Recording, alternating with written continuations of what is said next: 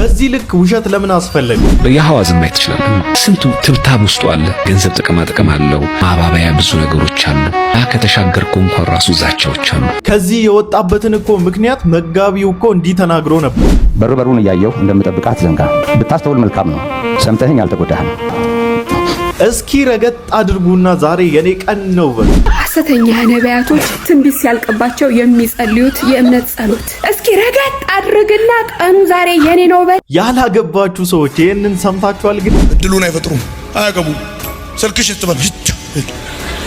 ቆይ ኢየሱስ ክርስቶስን የቆሎ ጓደኛችሁ አደረጋችሁት እንዴ? የሲኦልም የሞትም መክፈቻ አለኝ።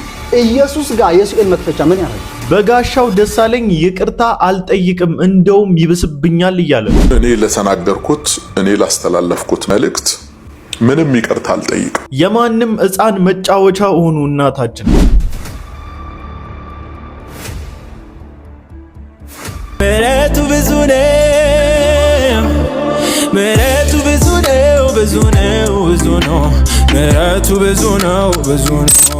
ሰላም እንዴት ናችሁ? እኔ ወንድማችሁ ጂሚ ቤሪያው ነኝ። ዛሬም እንግዲህ እንደተለመደው በቆንጆ ቪዲዮዎችና በቆንጆ ሐሳቦች ሰዓትና ጊዜን ጠብቄ ከች ብዬላችኋለሁ። ሁላችሁም እንደተለመደው ቪዲዮን ከመጀመራችሁ በፊት ላይክ እያደረጋችሁ ቪዲዮን ጀምሩ፣ ሰብስክራይብም እያደረጋችሁ ቤተሰብ ሁኑ። በነገራችን ላይ በጣም ቴንኪው ልላችሁ ፈልጋለሁ። ትላንትና ሰብስክራይበር በጥሩ ሁኔታ ጨምሯል። ሰብስክራይብ እያደረጋችሁ ቤተሰብ ስለሆናችሁ ከልብ አመሰግናለሁ። አሁንም 10000 ሰብስክራይበር የመግባት ቻሌንጃችን እንደቀጠለ ነው።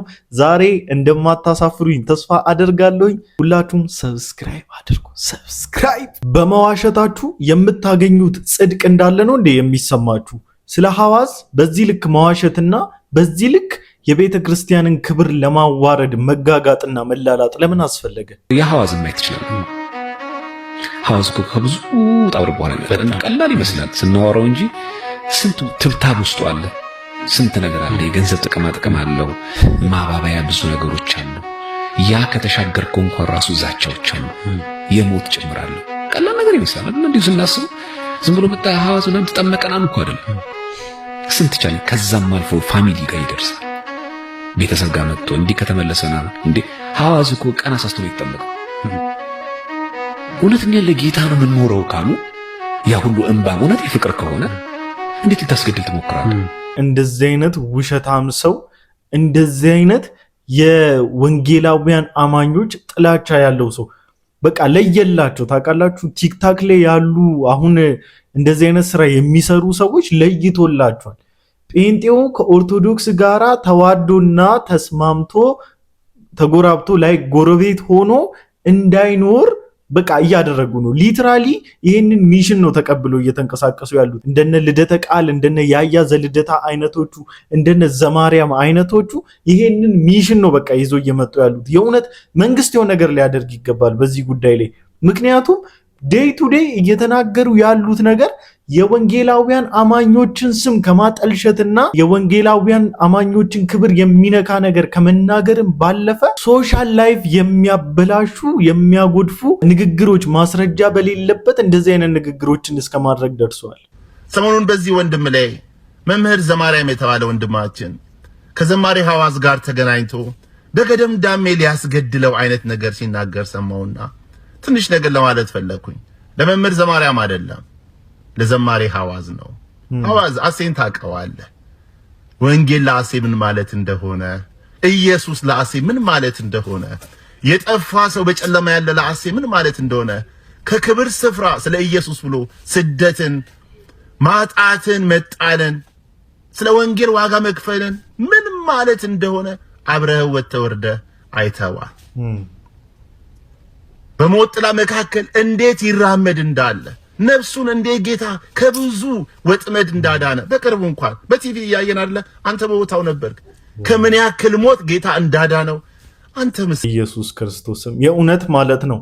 የዚህ ሰው ንግግር ሰማውኝና ላይክ በቃ እንባ እስኪተናነቀኝ ድረስ ነው የሰማሁት። ደጋግሜ ስለ ሐዋዝ ያወራበትን ቪዲዮ ከዩቲዩብ ፈልጌና የእውነት በጣም ነው ልቤ ፊል ያደረገው።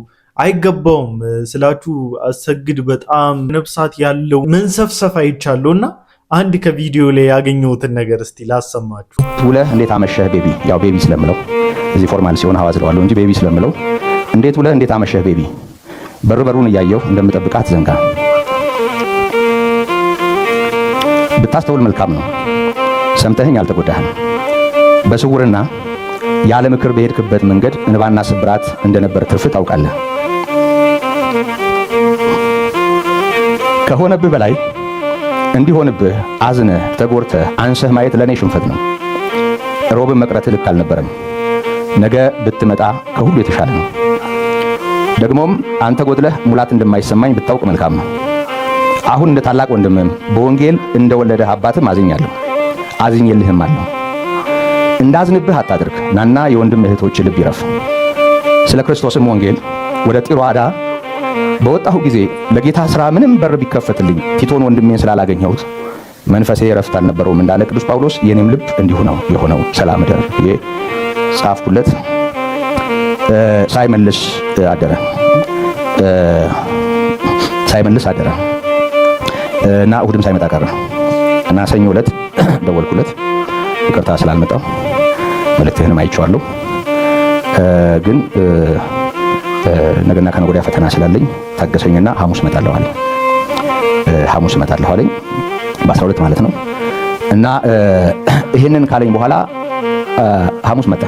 ታዲያ እንደዚህ ብሎ የጻፈን ሰው እንደዚህ ብሎ የፍቅሩን ጥግ ያሳየን ሰው እንዴት ሊገለኝ ሊያስገድለኝ ሞከረ ብላችሁ ስታወሩ ነውር አይደለ? በኢየሱስ ክርስቶስም እግዚአብሔርስ አያዝንብህም? እንደዚህ ብለ ወጥተ ለሰው እንዲህ ሊያስደርገኝ ነበረስ ብለ ስታወራ አልሰቀጠጠህም? በዚህ ልክ የሚወድህ በዚህ ልክ የሚሳሳልህ በዚህ ልክ የሚንገበገብልህ የሚንሰፈሰፍልህን መምህርህን መጋቢህን አሳልፈ ለእንደነዚህ አይነት መረጃ ለሌላቸው አንደበታቸው እንደፈጠረላቸው አንደበታቸው ቃላትን እንደሰጣቸው አውጥቶ ሰውን የሚዘረጥጡ ሰውን የሚዘረግፉ ሰዎች ፊት ለፊት አሳልፈ ስታሰጠው ልብህ እንኳን አልከበደው? እንዴት ነው ያሳለፍከው? እንደ ልጅ አድርጎ የተቀበለ ጊዜ ትዝ አላለህም? የሰላምስ እንቅልፍ እንድትተኛ ፈቀደልህ? በጣም ነው የሚያሳዝነው። በጣም ነው የሚያሳፍረው። የእውነት አጉርሶ መነከስ በኢየሱስ በጣም ያሳዝናል።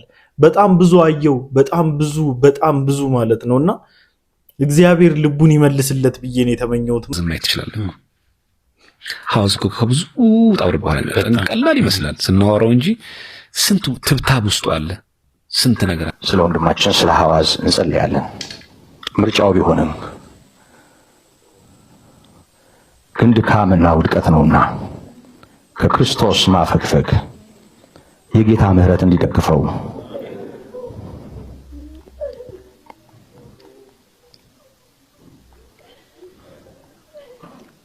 ከእንቅልፍ እንዲያነቃው እንዲረዳው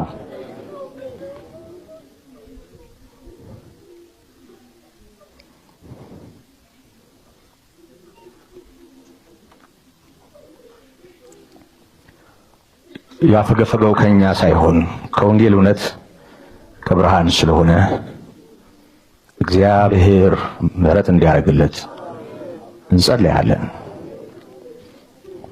እኛን በተመለከተ አልበደለንም። እኛን በተመለከተ መልካም ጊዜዎችን አሳልፈናል። እኛን በተመለከተ አብሮን በድካም በብዙ ውጣ ውረድ ብዙ ጊዜ አገልግሏል። ብዙ መልካም ነገር በመካከላችን አለው።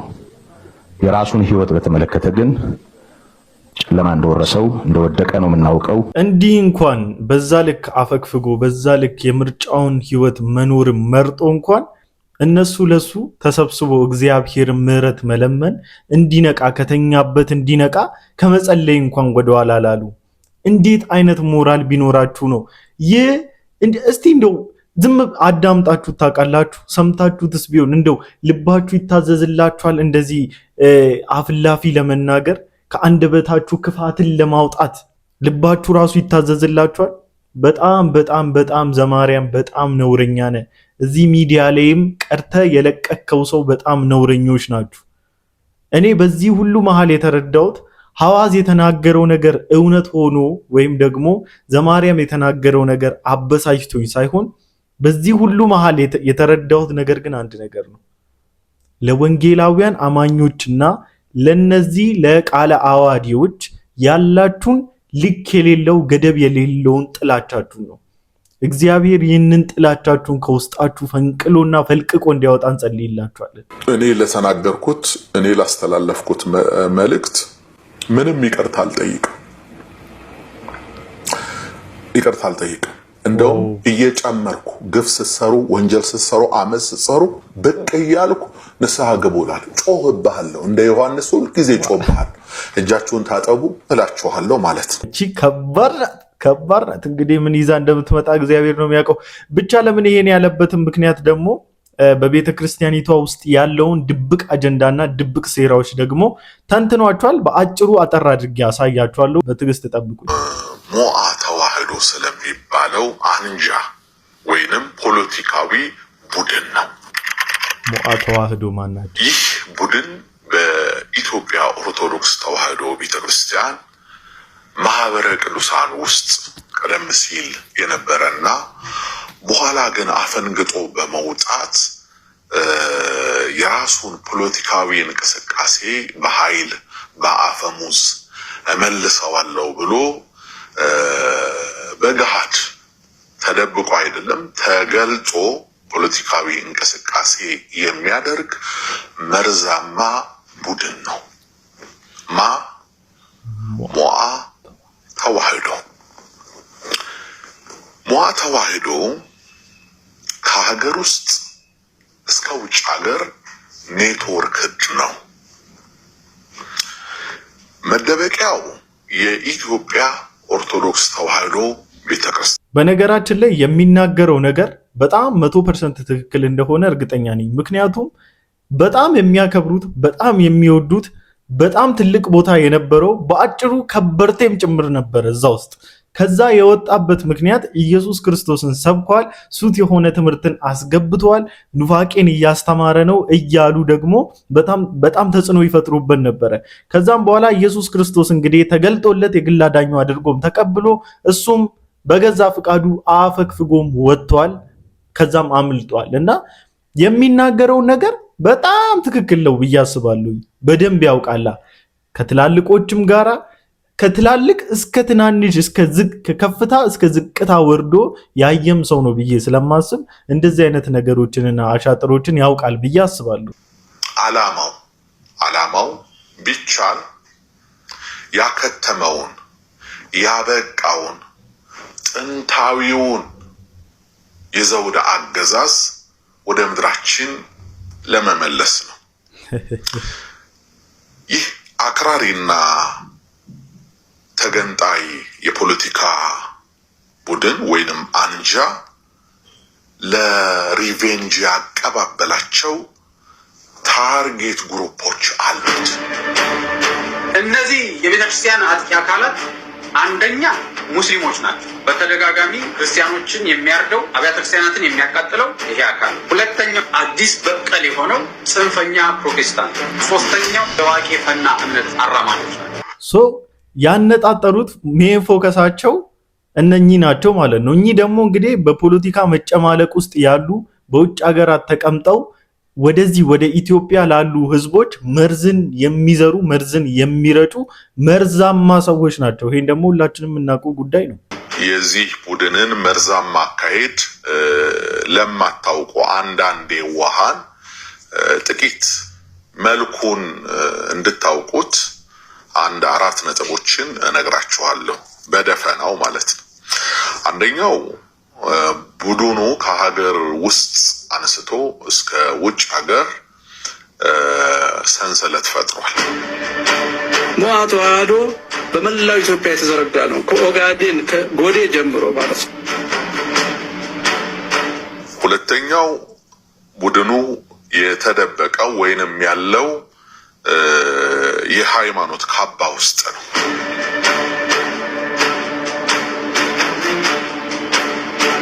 አብይ ጥፋ አይኖረውም እኛ ሳያጠፋ እመኑ። ከባድ ነው። አይናችን እያየ እስካላፈረሰ ድረስ አያቆምም። በስመ አብ የእውነት ብቻ ሙሉ ገብታችሁ ቼክ አድርጉት። አሮማይ ቤተክርስቲያን ቸርች ብላችሁ ሰርች አድርጉ ይመጣላችኋል። እና ሙሉ እንድታዳምጡት እንደውም ሪኮመንድ አደርጋችኋለሁ። እንደውም በጣም ብዙዎቻችሁ ተበሳጭታችሁበታል፣ ብዙዎቻችሁ ተናዳችሁበታል። ከመሬት ተነስቶ እንደዚህ እንዳልተናገረ እኔም መጀመሪያ ተናግሬ ነበረ። በእርግጥ አንዳንድ የተጠቀማቸው ቃላቶች ትንሽ ከበድ ቢሉ ለሚዲያ የሚመጥኑ ባይሆኑም እዚህ ላይ ግን የሰጠው መግለጫ ላይ ግን ቆንጆ አድርጎ በጣም በተገቢ ሁኔታ ያለውን ነገር ሚስጥራቶቹን ሁሉ ፍንትው አድርጎ ያሳየ ይመስለኛል። እና የነቃ ኦርቶዶክስም ሆነ የነቃ ጴንጤ እቺ ነገር በደንብ አድርጎ ይጠቀማታል ብዬ አስባለሁኝ። ያለውን ነገር እንድታውቁና አካሄዳቸው ኔክስት ስቴፓቸውን እንድትረዱ ያደርጋቸዋል። እና ዛሬ በሚዲያ እንደዚህ በድፍረት እየወጡ አንዳንድ ኦርቶዶክስ ነን ባዮች ለምን እየዋሹ እንዳለ እንደነዚህ አይነቶቹ ማለት ነው። ይህንን ቪዲዮ ተመልከቱልኝ። ጠቅላይ ሚኒስቴሩ በቃል በማዘዝ ድርሰቱን ጻፈው። የሰላም ሚኒስቴርና የኦሮሚያ ፖሊስ አዛዥ አርታዩን ሰሩት። የሃይማኖት ተቋማት ጉባኤና ቄስ ዳዊት ቆንጆ አድርገው ተወኑት። ከሪፖርቱ ጀርባ ያለው ቅሌትና እውነት ሲጋለጥ የሚከተለውን ይመስላል። ከዛ በፊት ግን ሁላችሁም አካውንታችን እየተዳከመ ነውና ኮፒ ሊንክ ከማድረግ ይህን ቪዲዮ እንድጀምሩ ጠይቃችኋለሁ። እንግዲህ እስካሁን ድረስ የአርሲ ኦርቶዶክሳውያን ወገኖቻችን ግድያ አልቆመም። ባልቆመው ግድያ መካከል ታዲያ የሃይማኖት ተቋማት ጉባኤና የተወሰነ አጣሪ ቡድን ተንደርድረው መጥተው ፍጹም የእውነትነት መሰረት የሌለውን ሪፖርት አሰምተው የበለጠ ልባችንን አደሙት። በጣም የሚገርማችሁ ነገር እንደነዚህ አይነቶቹ ውጭ ሀገር እየሸሹ እየወጡ እንደዚህ አይነት የፖለቲካል እንቅስቃሴ ውስጥ የገቡትና መንግስትን ለማጠልሸት ነገሮችን ከመንግስት ጋር ለማነካካት ለማባላት ህዝቡንና መንግስትን ላለማስማማት ህዝቡንና የሃይማኖት አባቶችን ላለማስማማት እያደረጉ ያሉት ነገር በነገራችን ላይ ሚሽን የተቀበሉ መሆናቸውን ያሳብቅባቸዋል። በቃ ሊትራሊ እነዚህ አሁን ይሄ ማነው ዜዶ ዘሩፋኤል የሚባለው ሰው ኢትዮጵያ ውስጥ እያለ በሃይማኖት እንቅስቃሴ ዙሪያ ፕሮቴስታንት ጠል እንደሆነ ይታወቃል። የፕሮቴስታንት ቀንደኛ ጠል እንደሆነ እናውቃለን ሁላችንም። እሱ ብቻ ሳይሆን ስቲል እዚህ ኢትዮጵያ ውስጥም ሆኖ ፕሮቴስታንት መጥላታቸው ወይም ወንጌላውያን አማኞች መጥላታቸውን ሪፍሌክት የሚያደርጉ ሰዎች እንዳሉ እናውቃለን።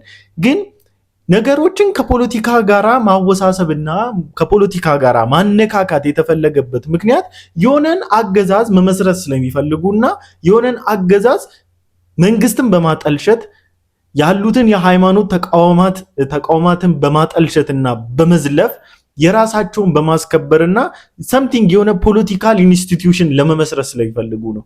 እና ይሄን አካሄዳቸውን ከነዚህ ንግግራቸው ከእንደዚህ አይነት ሰዎች ንግግር እንኳን መረዳት ትችላላችሁ። በሶሻል ሚዲያ ላይ እያየናቸው ያሉ ኦርቶዶክሳውያን በአጠቃላይ ማለት ትችላላችሁ ሲበዛ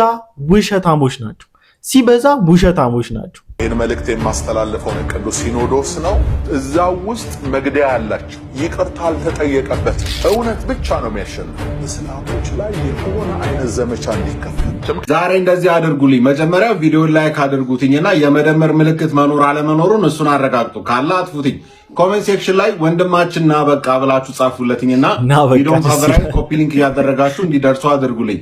ወንድማችን እንግዲህ በጋሾ ከኢትዮጵያ ኦርቶዶክስ ተዋሕዶ ቤተክርስቲያን ከተባረረ በኋላ በራሱ የሃይማኖት ዕጸጽ ማለት ነው ከቤተክርስቲያን ከተለየ በኋላ እንግዲህ የሃይማኖት ዕጸጽ ብሎ የሚገልጸው ምን እንደሆነ ታውቃላችሁ። በጋሻው ደሳለኝ ተናግሯል። ከዚህ በፊትም በመድረክ ላይ አይደለ ኢየሱስ ክርስቶስን በመስበካቸውና ክሊርሊ ወንጌልን በመናገራቸው ነው የተባረሩት። እዚህ መጥተው ያኔ ትዝታው ሳሙኤልም እንግዲህ ወንጌል ገብቶ ሲወጣ ምን አሉ? ሴት ደፍሮ ነው አሉት። ሴት ደፍሮ ነው። ያው ልክ የሆነ ግለሰብ ወንጌል እየገባው ሲወጣ ስም መለጠፍ የተለመደ ሆኗል። ስም መስጠት የተለመደ ነገር ሆኗል። መስደብ፣ መዝለፍ በዛኛው ሃይማኖት ውስጥ የተለመደ ነገር ነው። ይሄን ደግሞ በሚዲያ ላይ የምናየው ነገር ነው። እኔ የፈጠርኩት ነገር አይደለም። እጅግ በጣም ብዙ ነገሮቹ አላስችል ብሎታል። ሁልጊዜ የኢትዮጵያ ኦርቶዶክስ ተዋሕዶ ቤተክርስቲያን ርዕሱ ናት። ባገኘው አጋጣሚ ሁሉ የሚሰብከው እዛ ቤት እንኳን ሆኖ ስለ ኢትዮጵያ ኦርቶዶክስ ተዋሕዶ ቤተክርስቲያን ነው። ያው ሐሜት ቢሆንም ማለት ነውና እንደዚህ የሚያደርገው ሳስበው ደግሞ ናፍቆት ሳይሆን አይቀርም። እና ወንድማችን ደፈር በልና ያጠፋውን ጥፋት የሰራውን ስህተት ሁሉ ቤተክርስቲያን የይቅርታ እጆቿን ዘርግታ ዛሬም ትቀበላለችና እውነት እናውራ ከተባለ እኛም ከዛውን የመጣ ነው። እንደኔ አይነቶቹ በህይወቴ ናፍቆኝ የማያቅ ነገር ቢኖር ምን እንደው ታውቃለህ? ወደ ኦርቶዶክስ መመለስ ነው። አይናፍቀኝም፣ ሊናፍቀኝም አይችልም። ወደ አእምሮዬም በስህተት ሊመጣ አይችልም። በእርግጠኝነት እሱንም አይናፍቁም። አንዳንዴ ስለ ኦርቶዶክስ ማለት ትክክል ነው ብዬ አላስብም በእግዚአብሔር መድረክ ላይ። ማለት ማልስማማባቸው ሐሳቦች አሉ ወይ ብትሉኛ በደንብ አሉ። በጋሻው ሁሌ እንደዛ ባይል ደስ ይለኛል የሆኑ ነገሮች ግን አንዳንዴ ደግሞ ስረዳው መናገሩ ደግሞ መልካም ነው። አንተ አሁን የበራልህን ብርሃን ይዘ ያንን የነበርክበትን ጨለማ ማገልጠው ከሆነ ታዲያ ምንድነው ጥቅሙ? በደንብ ለዛ ነው አሁን ኤርሚያስ አበበ ትዝታው ሳሙኤል በጣም ደስ የሚሉኝና በጣም የሚመቹኝ ለዛ የነበሩበትን ጨለማ በአሁን በበራላቸው ብርሃን ይገልጡታል። በቃ እሱ ነገር በጣም ደስ ይለኛል። ናይስ ነው። ስለዚህ ግን ደግሞ አንዳንዴም ደግሞ ንጹህ የሆነው ወንጌል ክሊርሊ ወንጌሉን ብቻ ኢየሱስ ክርስቶስንም ደግሞ መስበኩ በጣም አስፈላጊ ነውና አንዳንዴ ደጋግማችሁን ማለት እንደዚህ ልክ ማስተዋል የጎደላቸው ሰዎች እንደናፈቃቸዋቸው ይሰማቸዋል። አንዳንድ ሞኞች ማለት ነው። ሐሰተኛ ነቢያቶች ትንቢት ሲያልቅባቸው የሚጸልዩት የእምነት ጸሎት። እስኪ ረገጥ አድርግና ቀኑ ዛሬ የኔ ነው በል። የኔ ነው ቀኑ።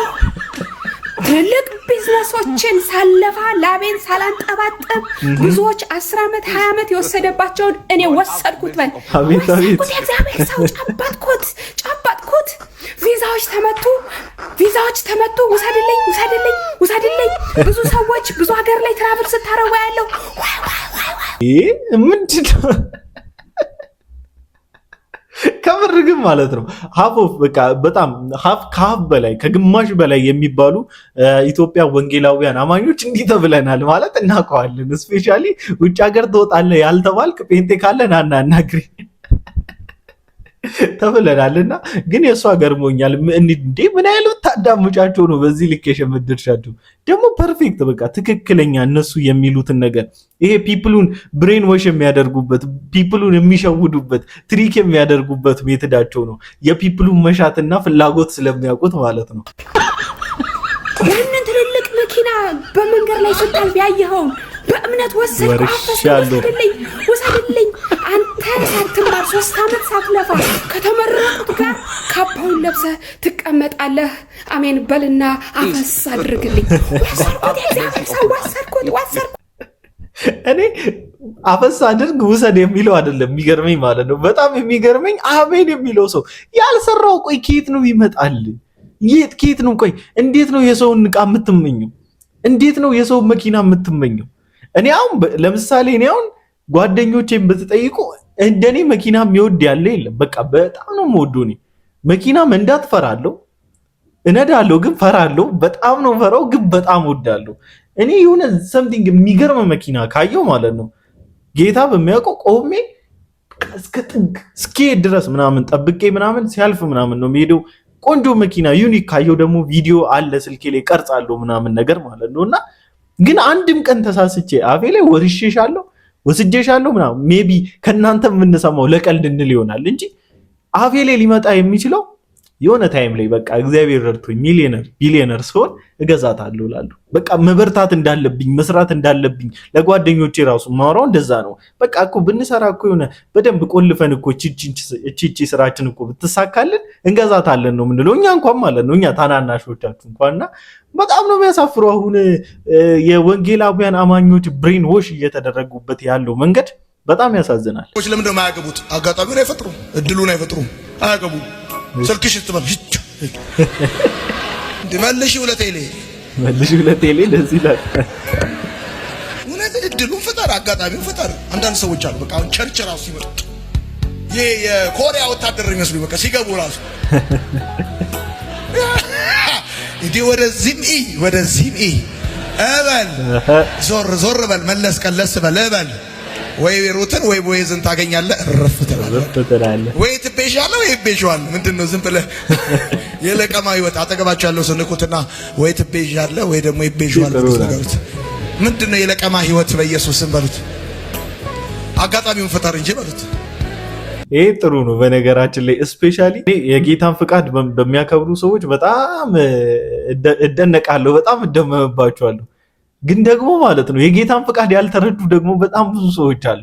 ማለት ላይክ እግዚአብሔር ጎትቶላቸው ነይ አንቺ ማየሱ ነሽ በቃ ነይ አንቺ ብሎ ጉትት አድርጎ አምጥቶ ቤታቸው የሚያስገባላቸው የሚመስላቸው አንዳንድ ወንዶችም አሉ ሴቶችም አሉና እንደዛ አይደለም። የእግዚአብሔርን ፍቃድ በስትክክል አጣሩ። አንዳንዴ ቸርች ስትሄዱ ማለት አይታወቅም መጠቃቀሱ መነካካቱ ትክክል ባይሆንም ግን የኔ እንዴት ነበረ የጌታ ቃል እንዴት ላስተምራችሁ እንዴ? እኔ ስለማላውቀው ነው። ብቻ ግን ካየሁት ነገር ልንገራችሁ። የኔት እንዴት ሰላም ነው፣ እግዚአብሔር ይመስገን። ያለፈው ፕሮግራም በጣም ቆንጆ ነበር። እንዴት እንደወደድኩት ስፔሻሊ እንደዚህ ያላት ነገር። ኤኒዌይስ ችግር የለውም። የት ሰፈር ነሽ ግን? እዛ ሰፈር ነሽ? እኔም እኮ ወደዛ ነኝ። በቃ አብረን ወደዛ እንሄዳለን። ስንወጣ ስልክ እንቀያየራለን። አንዳንዴ ስንመጣ ደግሞ አብረን እንመጣለን። በቃ አለቀ እኮ በቃ እንዴ ችግር የለውም። አማካሪ ከፈለጋችሁ በ09 ደውሉልኝ። ኢየሱስ ራእይ 1:18 ላይ ቃል ጠቅሼ ነው የምነግርህ። የሲኦልም የሞትም መክፈቻ አለኝ። ኢየሱስ ጋር የሲኦል መክፈቻ ምን ያደርጋል? አጋንንት የተያዘ በረከት ለማስለቀቅ ራሱ ወደ ጨለማ ወደ ጥልቁ ዓለም ወርጄ ከዛ በኋላ በረከትን አስለቅቄ ይወጣል። ጨለማ ውስጥም ትገባለህ። ወደ ጥልቁ ዓለም ገብቼ ትገባለህ። እገባና የተያዘው በመናፍስቱ ዓለም የተያዘው ዋና ምርኮ ተቀብለህ ትወጣለህ። ተቀብዬው ያሳዝነው ነገር ምን እንደው ታውቃላችሁ? ያውሩ እንግዲህ ያው ሶሻል ሚዲያ ነው። ሶሻል ሚዲያ ላይ ምንም አይነት ሰው አይተናል እኮ የአይምሮ ሌቭላቸውንም የማስተዋል ችሎታቸውንም ማቹሪቲ ሌቭላቸውንም በደንብ ያየንበት ነው። ሶሻል ሚዲያ መኖሩ መልካም ነው። ግን በጣም የሚያሳዝነው ሶፎንያስና መሰሎቹ ላይ የማዝንበት ምክንያት ምን እንደው ታውቃላችሁ? እግዚአብሔርን እንደ ቆሎ ጓደኛቸው ቆጥረው በኢየሱስ ክርስቶስ ላይ ሲዘባበቱ በጣም ነው ማዝነው። በኢየሱስ ክርስቶስ ላይ የሚቀልድ ትውልድ ጄኔሬሽን እንዳለ በጣም እንደከሰርን እንዲሰማኝ ከሚያደርጉኝ ሶሻል ሚዲያዎች መሃል አንዱ የሶፎንያስ ሶሻል ሚዲያ ነው። ምን ሆነ ነው አባት እንደሌለ የሆንከው? ምን ሆነ ነው ረዳት እንደሌለው ደጋፊ እንደሌለው እንዳልተናገረው የዘላለም ክንዶች ካንተ በታች ናቸው። አሜን። የሌለውን እንዳለ አድርጎ የሚጠራ ለሞተው ህይወትን የሚሰጥ የአብርሃም አምላክ እሱ ወዳጅህ ነው። አሜን። ያስጀመረ እኮ የስጋ ለባሽ ክንድ አይደለም፣ ጭብጨባ እኮ አይደለም። አሜን። ምን ታያለህ? እኔ ብለህ ስትይ ምን ታያለህ? ሁኔታ ስታይ ምን ታያለህ? ሰዎች እንዳሉ ነው የምታይ? ሌላ ሰውን ስታይ ከምንድን ነው የምትጀምረው? ሁኔታን ስታይ ምን ታያለህ? ሙሴ ዕብራውያን 11 ቁጥር 4 ሙሴ የፈርዖን የልጅ ልጅ ከመባል ይልቅ ደግሞ ከግብፅ ብዙ ባለጠግነት ይልቅ ስለ ክርስቶስ ስላለ ብልጥግና ከእግዚአብሔር ሕዝብ ጋር መከራን መቀበል መረጠ ይላል። ምን ሆኖ ነው ሙሴ? አይቶ ነው። የፈርዖን የልጅ ልጅ ከመባል ይልቅ ከሚያባብለው ይልቅ ከግብፅ ብዙ ብልጥግና ይልቅ ትኩር ብሎ ብድራቱን አየው። ምን ሆኜ ነው አባት እንደሌለ የሆንኩት? አባት እንደሌለን እንዳንሆን ይርዳል። አባት እንዳለን ደግሞ ፊል ማድረግ ከፈለጋችሁ ከቃሉ ጋር መጣበቅ፣ ከኢየሱስ ክርስቶስ ጋር መዛመድ፣ መቆራኘት፣ ከኢየሱስ ክርስቶስ ጋር ምርጥ ፌሎሺፕ ሊኖረን ግድ ይለናል። አብዝቼ ጮሃለው ጌታ ማረኝ ብዬ በግልጽ የታየኝ ሲምረኝ ጌታዬ በውስጤ የኔ እናት ይሄ ውሃ የጎደለ ቀንና ይቺ ገመድ የተበጠሰች ቀን ሞቶትን ያፈጥናሉ። ምን ለመሆን ነው በዚህ ልክ ዋጋ የሚከፍሉት? የትስ ለመድረስ ነው በዚህ ልክ ዋጋ እየከፈሉ ያሉ? እርሶ በእድሜ በጣም ተለቅ ያሉ እናት ናችሁ። እኚህም በሚያክሉ ወጣቶች ወደዚህ ውሃ ሲወረወሩ ለህይወቶት አይሰጉም ወይ? ህይወታችሁን አትፈልጉትም ወይ? አይደለም እርሶ በእነዚህ ወጣቶች ተወርውሮ ይቅርና እኔን እንኳን ቢወረውሩኝ አልተርፍም። የኔ እናት ለምን ዋጋ ይከፍላሉ? ስለ እናንተ ሲሉ ዋጋ የከፈለ ጌታ እያሉት ስለምን ዋጋ ይከፍላሉ? አንድ የገባኝ ነገር ምን እንደሆነ ታውቃላችሁ? ሰው ለስጋው መዳንን ፍለጋ ለስጋው ፈውስን ፍለጋ የሚያደርገውን የሚለፋውን ልፋት ያህል የሰው ልጅ ለነፍሱ መዳን ፍለጋ ቢለፋ ኖሮ ኢየሱስ ክርስቶስ ቆየ ከመጣ ነበር። ሰው ስጋው ጥቂት እንደታመመችው ፊል እንዳደረግን እንዳመመን ፊል ስናደርግ እንኳን ሆስፒታልና ሐኪም ቤት ነው ትዝ የሚለን፣ ወይም ደግሞ ወይ ጸሎት ነው ትዝ የሚለን፣ ወይ ደግሞ የሆነ ቤተ እምነት መሄድ ነው ትዝ የሚለን። ነፍሳችን የሆነ ነገር እንደጎደለባት ግን ፊል ብናደርግ ኖሮ ወደ አምላካችን በሮጥን ነበርና ከስጋችሁ ጉድለት በላይ ከስጋችሁ ህመም በላይ የነፍሳችሁ ህመም የነፍሳችሁ መጉደል እንዲያሳስባችሁ የእውነት ጌታ ይርዳችሁ። ጌታ በዚህ ይርዳን። አለስ ግን እንደዚህ የማንም የሕፃን መጫወቻ የማንም የቤተ እምነት መጫወቻ ነው የምትሆኑት። እግዚአብሔር ከዚህ እንድታመልጡ አስተዋይ ያድርጋችሁ። ለማንኛውም ለዛሬ ይዤ የመጣሁት ቪዲዮ ይሄን ይመስል ነበር። ሁላችሁም እንደተማራችሁበት እንዲሁም ደግሞ እንደተዝናናችሁበት ተስፋ አደርጋለሁ። በቀጣይ ቪዲዮ እስክንገናኝ ድረስ ላይክ፣ ሰብስክራይብ እያደረጋችሁ ጠብቁኝ። ሰብስክራይብ 10,000 ግድ ነው። ይመቻችሁ።